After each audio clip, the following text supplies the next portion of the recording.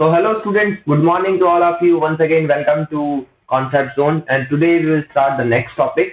तो अभी तक हमने क्या पढ़ा है? What is combustion? Combustion क्या होता है? कितने टाइप का होता है? On the behalf of supply of oxygen. Please words पे मेरा ध्यान दे जरा. मैंने कहा combustion के टाइप्स को हमने क्लासिफाइड किया था on the behalf of oxygen supply. कि ऑक्सीजन कितनी सप्लाई कर रहे हैं उसके भी यहाँ पर हमने कहा था कि कंबशन दो तरह का होता है, complete combustion and incomplete combustion.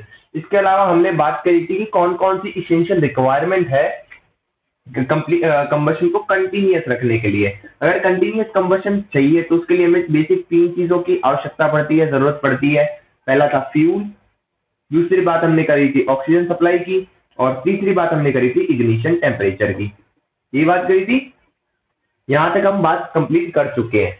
अब मान लीजिए कि जो कंबशन है वो स्टार्ट हो गया है, लेकिन कंबशन अगर अनकंट्रोल्ड हो जाए, अनकंट्रोल्ड, अनकंट्रोल्ड का मतलब है जिसको हम कंट्रोल नहीं कर पा रहे हो.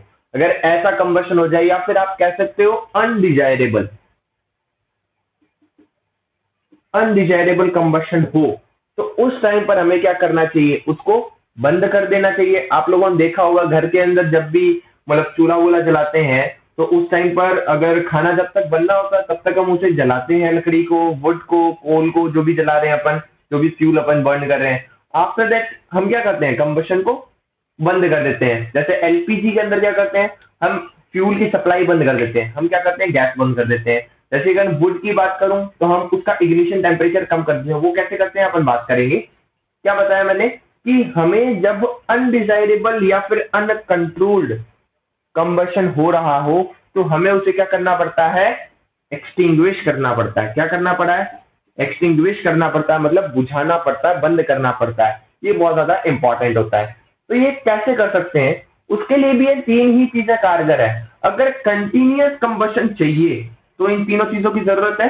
इतनी बात आप भी जानते हो और मैं भी जानता हूं. अगर कंटिन्यूअस कंबशन को रोकना है तो इन तीनों में से कोई एक चीज अगर हटा दें तो कंबशन रुक जाएगा. फॉर एग्जांपल एलपीजी की बात करूं मैं. एलपीजी गैस सिलेंडर घर में होता है, उसके अंदर अपन क्या करते हैं? फ्यूल सप्लाई ऑफ कर देते हैं. आपने पता होगा आपको, फ्यूल सप्लाई ही ऑफ कर दो, मतलब सीधा गैस बंद कर दो. अगर फ्यूल ही नहीं जाएगा तो क्या कंटिन्यूअस कंबशन होगा? Not at all possible. एक तो तरीका ये है कि हम फ्यूल सप्लाई ऑफ कर दे. दूसरा तरीका क्या हो सकता है? ऑक्सीजन सप्लाई कम कर दो. ऑक्सीजन सप्लाई कम कर दो इन द सेंस अपन ने जो पहला स्टार्टिंग के अंदर एक जो फर्स्ट लेक्चर था इससे पहले वाला, उसके अंदर अपन ने एक ग्लास वाला एक एक्सपेरिमेंट बताया था मैंने कि इसके अंदर एक कैंडल रख दो, कैंडल को जला दो, उसके ऊपर एक ग्लास रख दो, आप देखो थोड़ी देर बाद में वो बुझ जाएगी. इसका मतलब ये होगा supply of oxygen is cut out, मतलब हमने सप्लाई ऑफ ऑक्सीजन बंद कर दी. ये दूसरा तरीका है. तीसरा तरीका होता है इग्निशन टेम्परेचर. इग्निशन टेम्परेचर से नीचे ले जाओ उसको. अब इग्निशन टेम्परेचर से नीचे ले जाने का क्या मतलब है वो समझो जरा ध्यान से. मान लीजिए ये कोई पेपर है, ध्यान से समझे प्लीज, है ना. लिख बाद में लेना, मैं आपको आराम से जो चीज लिखनी होगी मैं आराम से बता दूंगा, बट अभी प्लीज ध्यान से सुने. फॉर एग्जाम्पल ये paper, I am considering, please ये बात ना सोचें कि ये इतने डिग्री पर ही जलेगा. मैं आपको सिर्फ समझाने के लिए एक बार मान लेता हूं कि 60 डिग्री पर जलना शुरू हो जाता है.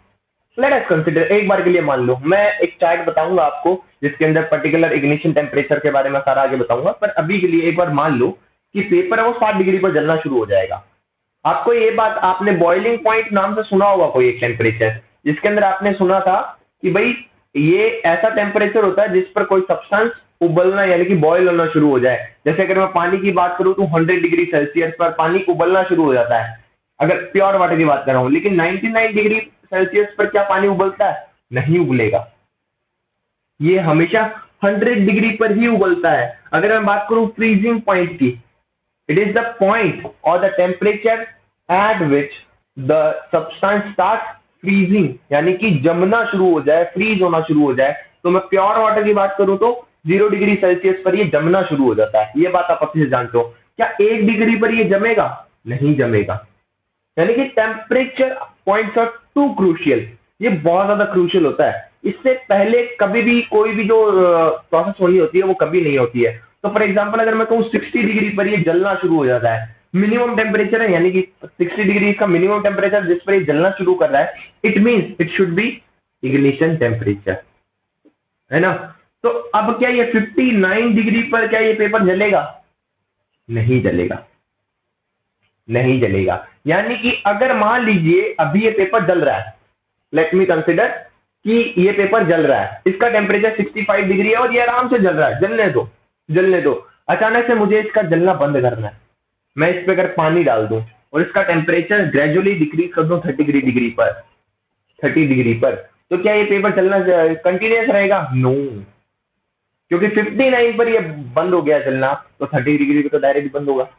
इस बात पर आप लोगों ने एक एग्जांपल और देता हूं मैं आपको। आपने देखा होगा कि घर के अंदर जब वो चूल्हा होता है, चूल्हे के अंदर जब अपन लकड़ियों से कुछ जला रहे होते हैं, उससे अपन खाना वाना पका रहे होते हैं, तो उस लकड़ी पर मम्मी या जो भी अपने जो ग्रैंड पेरेंट्स हैं वो यूज करते हैं पानी का, पानी डाल देते हैं लकड़ी पर।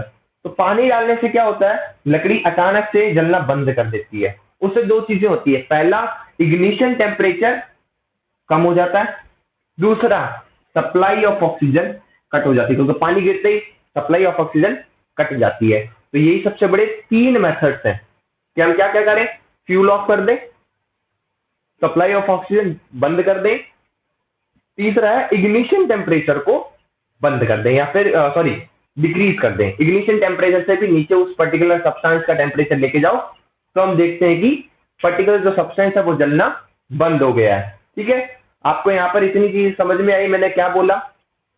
फिर से सुन लीजिए एक बार और।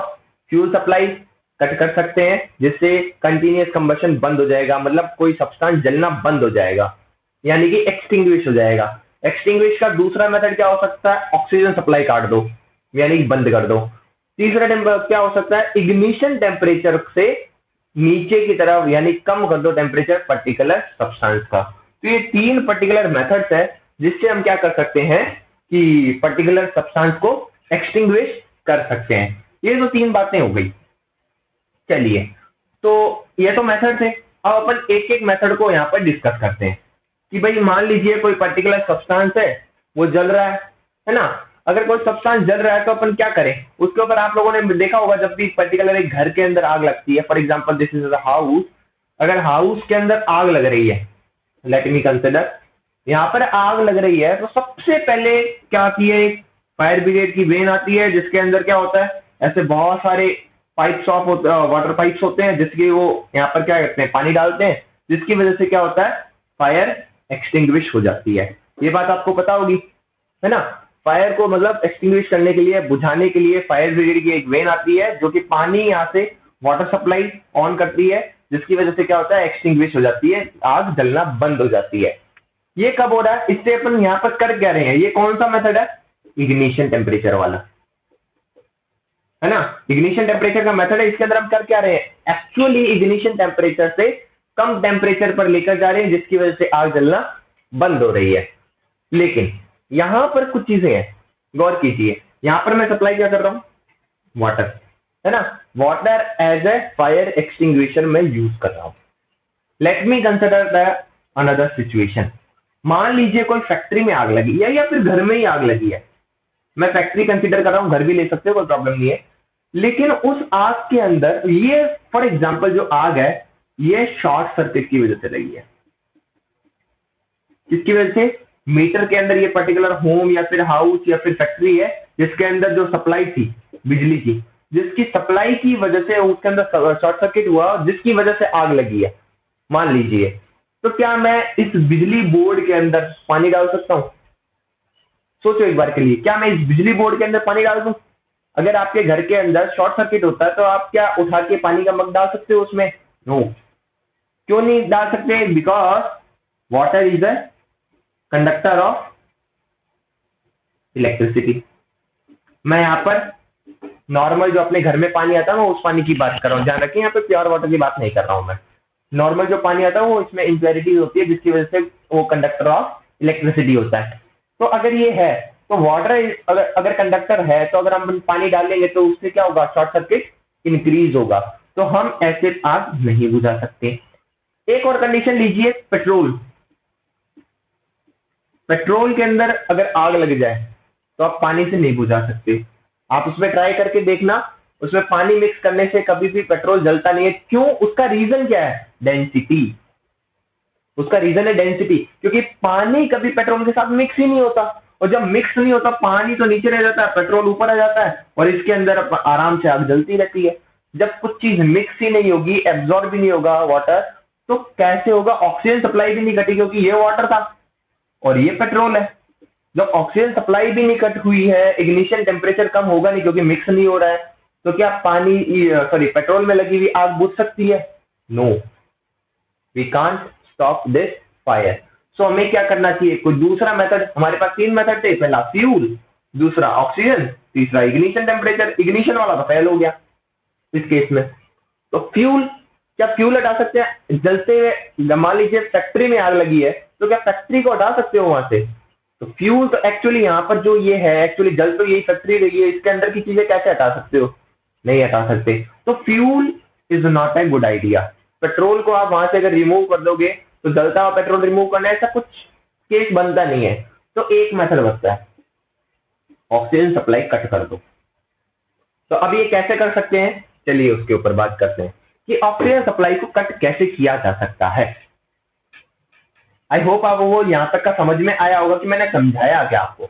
ये चीजें समझाने लायक थी, इसलिए मैंने बस अभी तक समझाई है, ठीक है। जिसको जैसा समझ में आ रहा है वो अपनी लैंग्वेज में लिख भी सकता है साथ साथ के अंदर।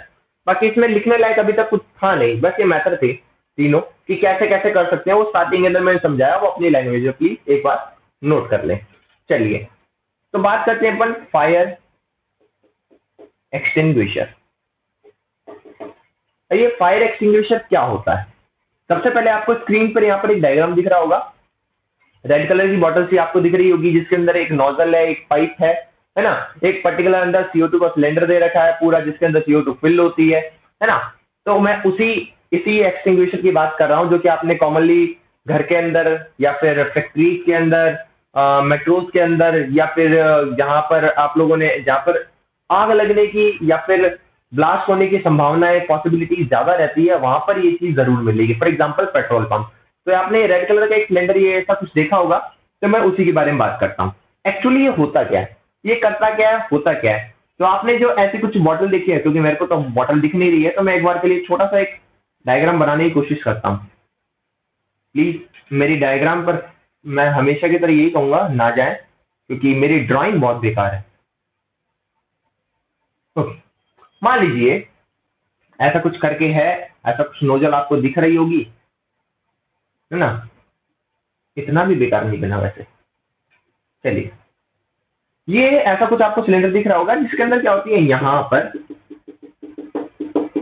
CO2 फिल होती है, वाटर भी फिल होता है, ठीक है। और इसके साथ के अंदर यहाँ पर KHNO3 यानी कि पोटेशियम बाइकार्बोनेट, या फिर NaHCO3 सोडियम बाइकार्बोनेट, इन दोनों में से कुछ एक होता है। मैं आपको बता दूं, एक्सटिंग्विशर अपने जो सिलेबस में है बस वो बेसिक, इसका अंदर क्या क्या होता है छोटा मोटा सा, और इसकी वर्किंग क्या है, बस इतना ही है। प्लीज टाइप्स ऑफ एक्सटिंग्विशर पे मत जाएं। अगर आप कल को नेट पे जाओगे, सर्च करोगे, तो आपको कम से कम 10-15 तरह के एक्सटिंग्विशर मिलेंगे, जिसके अंदर आपको dry CO2 plus dry chemical, किसी के अंदर आपको कैलन गैस मिलेगी, किसी के अंदर आपको कुछ हैकल नाम से कुछ गैस आती है वो मिलेगी। तो आपको 10-12 तरह के एक्सटिंग्विशर मिल जाएंगे। तो प्लीज डोंट बी कंफ्यूज। यहाँ पर मैं जितना बता रहा हूँ, it's more than sufficient for your examination, तो please be focus on that particular point. So क्या है, मैं क्या बोल रहा था कि यहाँ पर ये जो रेड कलर का सिलेंडर है, इसके अंदर CO2 फिल होती है in the form of liquid. ध्यान रखें, मैं क्या बोल रहा हूँ, लिक्विड फॉर्म में, मतलब कंप्रेस्ड करके। इसके लिए मैंने आपको शायद इससे पहले पेट्रोल वाले जो चैप्टर था उसके अंदर मैंने आपको बताया था कि भाई अगर पर्टिकुलर मॉलिक्यूल्स की डिस्टेंस यहाँ पर इतनी है, ये मैं मान लो गैसियस मान रहा हूँ, लिक्विड के अंदर थोड़ी पास होती है ये, है ना, तो इसे मैं लिक्विड कह रहा हूँ। और अगर मैं बात करूँ सॉलिड की, तो ये बहुत ज्यादा पास होते हैं, है ना। इसका मतलब अगर मैं डिस्टेंस बिटवीन द मॉलिक्यूल्स को डिक्रीज कर दूं, if I decrease the distance between the molecules as per C, जितनी लिक्विड के अंदर है उतनी अगर गैसियस के मॉलिक्यूल्स को पास कर दूं, तो क्या होगा, ये गैस किस में तब्दील हो जाएगी, किस में कन्वर्ट हो जाएगी, लिक्विड के अंदर। हाँ, इसके अंदर दो चीजें मैटर करती है, पहला ये प्रेशर के कारण होता है और दूसरा टेम्परेचर के कारण भी होता है। टेम्परेचर डिक्रीज कर दो, बहुत ज्यादा टेम्परेचर डिक्रीज कर दोगे, आपको पता है कि चीजें स्टेट को कन्वर्ट करना शुरू कर देती है। फॉर एग्जाम्पल अगर पानी है, गर्म करोगे, टेम्परेचर इंक्रीज हो रहा है, किस में कन्वर्ट हो रहा है? गैस में, because of the temperature as per the temperature increment is done, जो distance between the molecule will increase. तो जिसकी वजह से क्या होता है, जो लिक्विड होता है वो किस में कन्वर्ट हो जाता है? गैस में। और अगर मैं यहाँ पे बात करूं कि गैस को लिक्विड में कन्वर्ट करना, तो obviously we have to do the opposite thing, कि हमें डिक्रीज करना पड़ेगा टेम्परेचर। तो डिक्रीज करने के साथ में हम यहाँ पर फिल आउट कर सकते हैं। तो डिक्रीज करके CO2 को, और टेम्परेचर डिक्रीज करके, प्रेशर इंक्रीज करके CO2 को इसके अंदर फिल किया जाता है। अब CO2 का जो, मैं यहाँ पर एक पॉइंट और बता दूं CO2 के बारे में। CO2 की डेंसिटी, या फिर मैं डेंसिटी की बात करूं, इज मोर देन O2, यानी कि ऑक्सीजन से इसकी डेंसिटी ज्यादा होती है। ठीक है, और आप एक बात अच्छे से जानते हो कि CO2 जो है वो रिलीज होती है आफ्टर द कंबशन। इसका मतलब it is the fire extinguisher gas, तो it can terminate the combustion. तो ये टर्मिनेट कर सकती है, क्योंकि यहां से ही हम इस चीज को ही यूज करने वाले हैं फायर एक्सटिंग्विशन में। तो जब भी, जहां पर फॉर एग्जांपल यहां आग लगी है, इस पर्टिकुलर केस में आग लगी है, तो अगर मैं यहां पर ये CO2 का फायर करता हूं, CO2 मतलब प्रोपेल करता हूं, प्रोपेल मतलब होता है बाहर निकालना, उसके ऊपर बौछार करवाना, है ना। तो मैं अगर ऐसा करता हूं तो क्या होगा, आसपास में जितनी भी जगह पर ऑक्सीजन थी, फॉर एग्जांपल ये हाथ जल रहा है, इसके आसपास अगर मैं अगर ये जल रहा है, तो मतलब ये ऑक्सीजन सप्लाई यहीं से ले रहा है। अब सडन अगर मैं इसके ऊपर CO2 डाल देता हूं, इसकी वजह से क्या होगा, आसपास की जो ऑक्सीजन है उसको धकेल कर यहां पर CO2 आ जाएगी। और जब यहाँ पर CO2 आ जाएगी चारों तरफ, तो हमने क्या ऑक्सीजन सप्लाई कट कर दी? Yes, we have done it. हमने क्या कर दिया, ऑक्सीजन सप्लाई को कट कर दिया, जिसकी वजह से क्या होगा, फर्दर जो कंबशन है, कंटिन्यूअस कंबशन, वो इंटरप्ट हो जाएगा, है ना। वहां पर इंटरप्शन आ जाएगा, आप ये कह सकते हो एक्सटिंग्विश हो जाएगा। तो बस यही है एक्सटिंग्विशर का काम, कि फायर एक्सटिंग्विशर काम कैसे करता है। ठीक है, इसका जो बेसिक पार्ट्स है, नोजल है, सिलेंडर है, बेस है ना, ये आपको इस जो पर्टिकुलर मैंने जो इमेज दिखाई थी उसके अंदर आपको दिख गया होगा, है ना। अगर आप डायग्राम बनाना चाहते हैं तो थोड़ा सा पीछे जाकर उस वहां से इमेज पे डायग्राम बना सकते हैं। चलिए, एक मैंने टाइप आपको बताया था, types of combustion on the behalf of oxygen supply, है ना। टाइप्स ऑफ कंबशन मैंने दो तरीके से बताया। एक तो मैंने अभी तक जो अपन ने डिस्कस किया है, on the behalf of oxygen supply. Oxygen supply के बिहाफ पर हमने इसको दो पार्ट में डिवाइड किया था, कंप्लीट और incomplete. Let me change the marker. हाँ, तो दूसरी वाली बात क्या है, हमने अब जो अपन डिस्क्राइब करने वाले हैं, क्लासिफाइड करने वाले हैं, on the behalf of combustion या फिर continuous combustion. On the types of combustion कैसे कर रहा हूं मैं, पहला है रैपिड कंबशन। पहला क्या है, रैपिड कंबशन। दूसरा है स्पॉन्टेनियस कंबशन, और तीसरा है एक्सप्लोजन, है ना, एक्सप्लोजन। तो ये तीन चीजें हैं। तो आप प्लीज ध्यान से देखना, इन दोनों के बीच में बहुत बड़ा डिफरेंस है, लेकिन हर कोई समझ नहीं पाता है। तो प्लीज ध्यान से समझे, क्योंकि बच्चे क्या करते हैं, इसका पॉइंट इसमें लिख देते हैं, इसका पॉइंट इसमें लिख देते हैं, क्योंकि रैपिड स्पॉन्टेनियस का मतलब लगभग सिमिलर सा ही होता है, लेकिन यहां इन दोनों के बीच में बहुत बड़ा डिफरेंस है।